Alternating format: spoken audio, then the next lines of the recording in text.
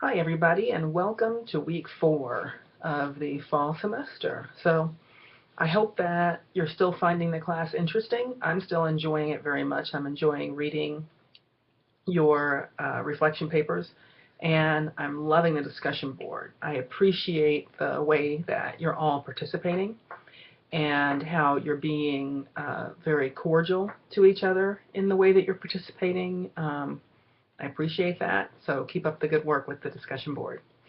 This week, we're going to be talking about education in America, and there are a number of things that pertain particularly to the African American experience with education in America that I want to talk about.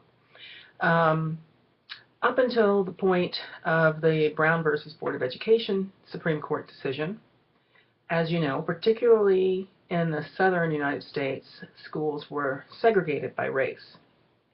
My great-grandmother, in fact, was a teacher, and she taught at a school for blacks in Wellington, Texas, which was in that area of Texas. It was the only school for black children that had that was made out of bricks. So, believe it or not, they had the moniker of being the only brick school for blacks in West Texas. Was in the panhandle of Texas, if you know anything about Texas geography. Anyway, just totally an aside, but that's part of that history of school segregation is that many of those schools were poor compared to their counterparts. So they had books that they usually would get the books that the white schools would throw out. So they would be terribly out of date, but that's how they got books, that's how they got materials. Not at all unusual. They were horribly underfunded. And so separate but equal was clearly not equal on a number of levels. What's interesting about that is that today, in many parts of the United States, public schools are funded by tax dollars, most often property tax dollars. And what's interesting about that is that when those funds are funneled into the local schools, what you find is still an economic segregation that happens where people who live in wealthier areas have higher property taxes and thus their schools have more money. People who live in poorer areas where the home values are lower have lower property values, lower taxes, not as much money for their schools.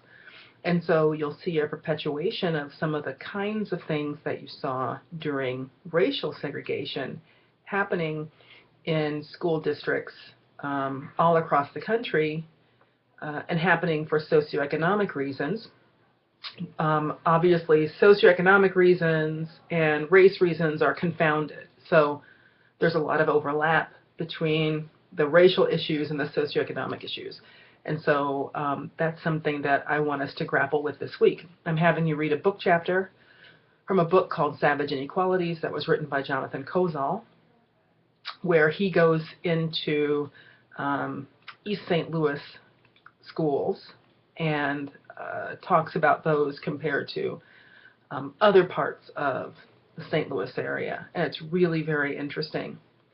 About the time this book came out, I actually had just by chance, I was driving through St. Louis, Missouri on my way from Ohio to visit my family in Oklahoma. And East St. Louis, Missouri was exactly the way he describes it. It was really very interesting to be driving through there at the time I was reading this book and seeing what he was talking about in the book and how it was real. It wasn't, the story that he's telling in the book is not one that's he's not fabricating this.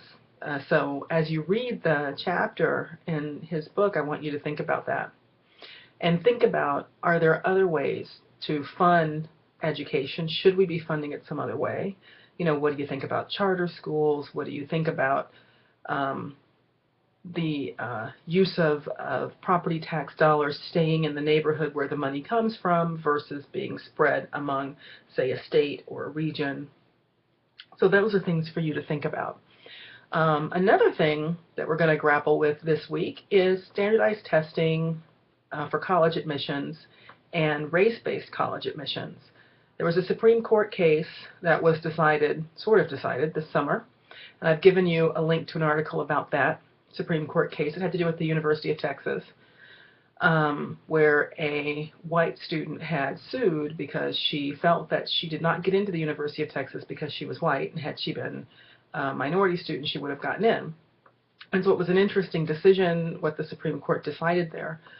There are a number of universities around the country that use race as a factor in college admissions in some way, shape, or form. So a lot of them have point systems where students get points for their test scores and for other things like that, and race might be something that can also contribute to your point total.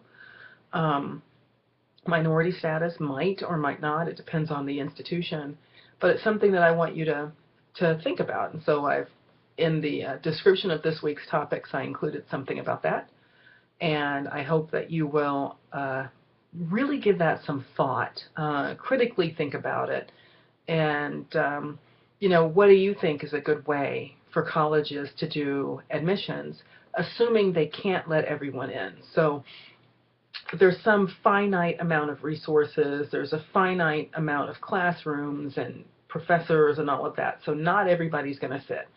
So saying that they should just let everybody in who applies, let's say that's off the table, that they can't do that.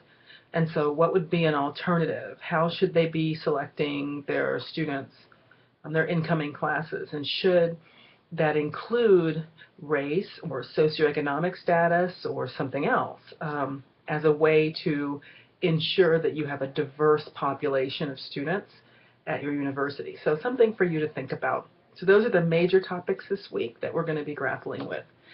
One more thing is that you will see coming up in the next couple of weeks, there's your first assignment that you're going to get, and you'll see that show up before it's due, so you'll have a couple of weeks to do it, and it'll show up in one of the modules in a week or so.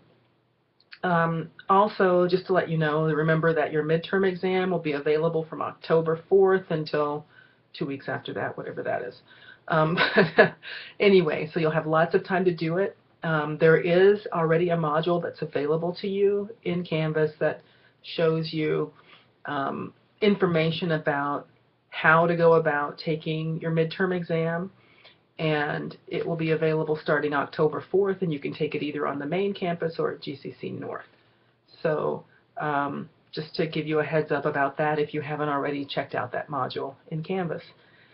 And I think that's it. So if you have any questions about anything, please don't hesitate to either call or send me an email. Email is probably the best way.